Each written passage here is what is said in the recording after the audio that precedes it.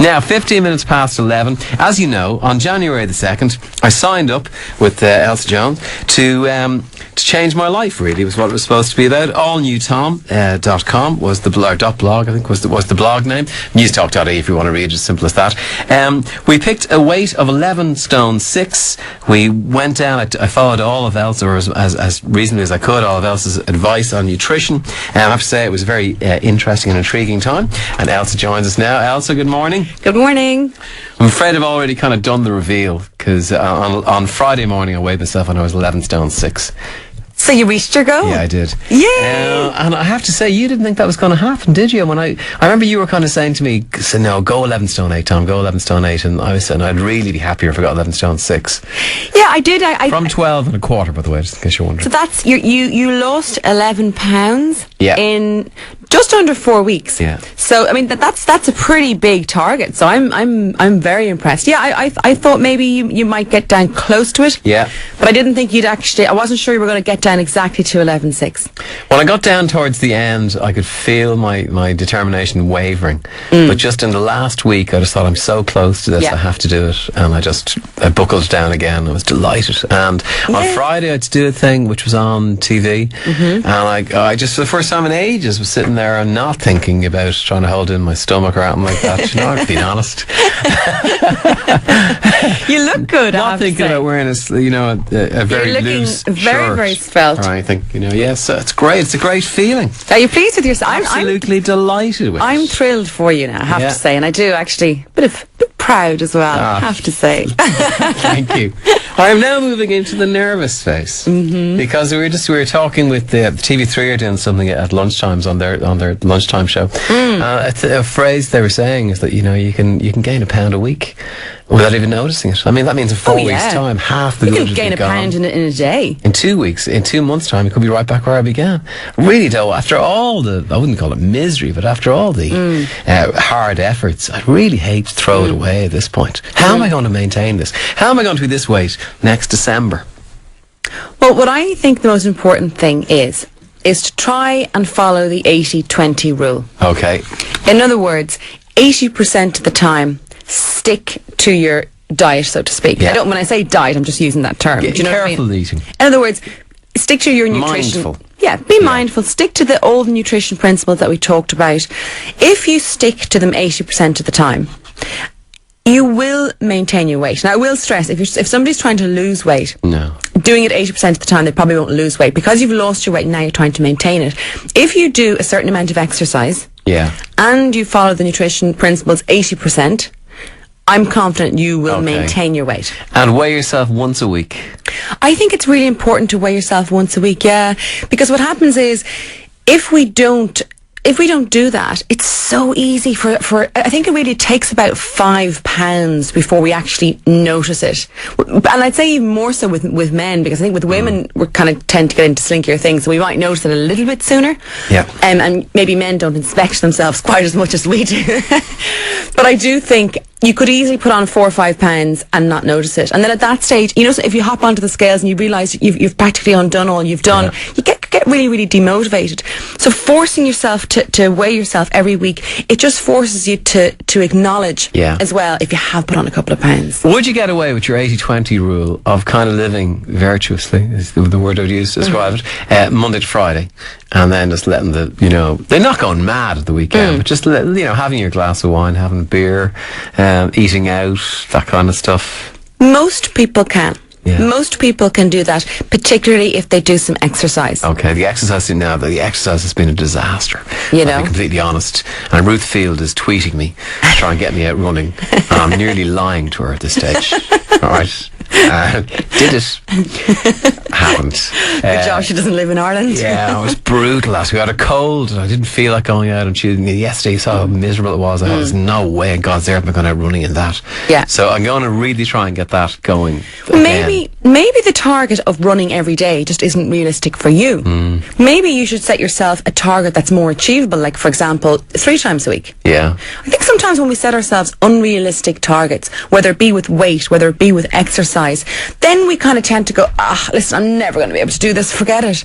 So maybe if you go for 3 times a week, maybe you'll be more likely. Yeah, I don't know. I really am going to give it a go. I know I was saying to you, like, I want it all new Tom not to be just a 1 month thing, to be an all new year thing. And I'd love for listeners this morning maybe to give suggestions of what they think I should do next. Because, like, okay, I've got to this weight. Is exercise the next thing I need to really address and start to just make myself much fitter and healthier that way? I think it's both. Yeah. I don't think you can say, right, I've lost the weight, I'm just going to abandon the way I was eating. Yeah, no, I'm not. I'm going to make, it's still going to be porridge made on water in the mornings, and I'm not going to have, big white bread lunches or anything like that. I'm going to be careful. Yeah, because you've made some really good health improvements as well, and that's another thing to focus. Sometimes when we focus so much on the weight, we kind of forget about the fact that, what you're actually doing is much better for your overall health. You're going to help keep your cholesterol down and your blood pressure down, and keep your heart healthy and your energy and all of those things. So think about your health, I think, as much. And your mental health as well, I have to say. Absolutely. In much brighter form the last 4 weeks. Have you? Yeah, really noticed it. Any kind of pondering the darkness of the universe seemed to just disappear completely. I was just in better form. And I'd say Audrey would say the same. She'd say, yeah, he was much brighter than he has been. He wasn't nearly as moany George as he often is. Well, it's true. It's true. Putting good food into your body, it does boost your mood. And you have to feed those neurotransmitters. Do you know what I mean? Yeah. The serotonin, the dopamine, all that comes directly from food. So staying in balance mentally and emotionally, diet does play a role. Absolutely. And a question for you, by the way. Congrats on reaching your goal, Tom. Could you ask the wise Elsa? They're referring to you as the wise Elsa. I like that person already. If these things can cause bad skin, for instance, and what's chocolate, beer, or alcohol, they cause bad skin? They can be a part of it.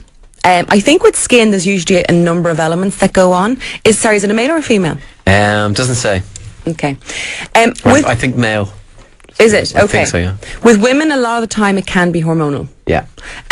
But with skin in general, yeah, absolutely. Chocolate, sugar, they're all things that basically kind of can cause acidity and kind of inflammation in the body.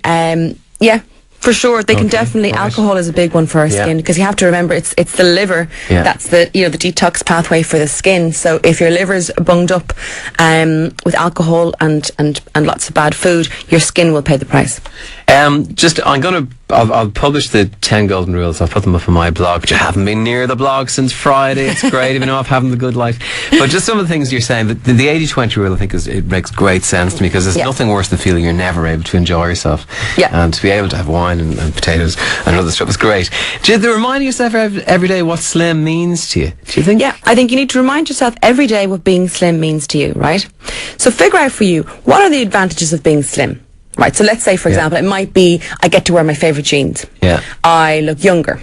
It keeps my cholesterol down. I have more energy. Write them down. Yeah. Or type them up and put them somewhere where you will see them every single day. If I do that now, they'll laugh. They're outside of me. They will just laugh and laugh and laugh. But it doesn't have to be somewhere visible. They're laughing at me now. It can be on your iPhone. It can be on the inside of your diary. It can be on the inside of your wardrobe. Only your wife will laugh at you then. Yeah. You have to remind yourself every single day why you're doing it. And that is the only way to kind of keep that momentum up. You also mentioned find your comfortable weight. How do you know what your comfortable weight is? Your comfortable weight is a weight that you can maintain reasonably comfortably. Okay. In other words, without having to really deprive or starve yourself, or without having to, literally do 2 hours in the gym every day. Right. So that's going to be trial and error, really, is it? So, for example, you went from, let's say, 12.3 to 11.6. Your comfortable weight may be, let's say, 11.9. Okay. It's a weight that you can maintain reasonably comfortably. Yeah. Sometimes we tend to set ourselves unrealistic goals, like, for example, the weight you wear in college, or the weight you wear when you got married 20 years ago.